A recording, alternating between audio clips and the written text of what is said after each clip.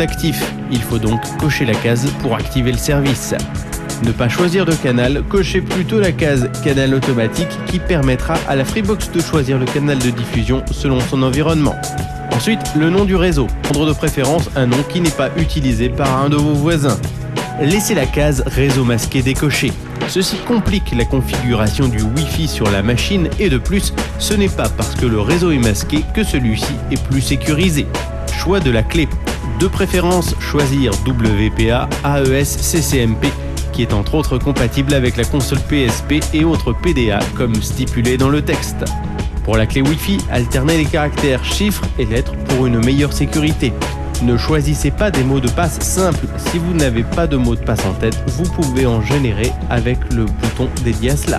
Enfin, n'oubliez pas de valider les modifications. C'en est terminé pour le Wi-Fi. Maintenant, configurons le mode routeur. Sur l'interface de gestion dans le menu Internet, choisissons « Configurer mon routeur Freebox ». À quoi sert le routeur ?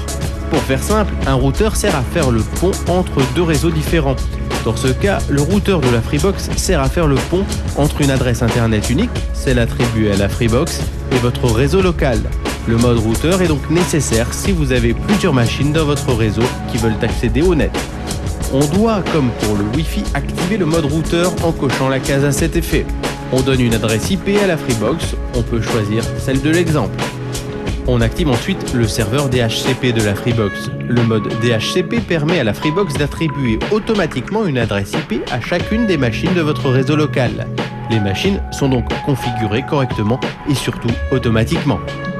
Choisir une plage de quelques adresses, ici entre 2 et 10. La DMZ est la zone démilitarisée. L'adresse IP de la DMZ est accessible directement depuis l'extérieur. Donc, pour des raisons de sécurité, je vous conseille de laisser la DMZ à 0. Précisez ici l'adresse IP de la machine depuis laquelle vous désirez ouvrir des vidéos depuis votre Freebox. Toujours pour des raisons de sécurité, ne cochez pas réponse au ping.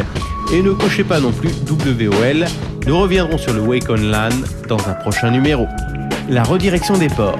Elle consiste à ouvrir une porte de l'extérieur vers le port d'une machine de votre réseau local.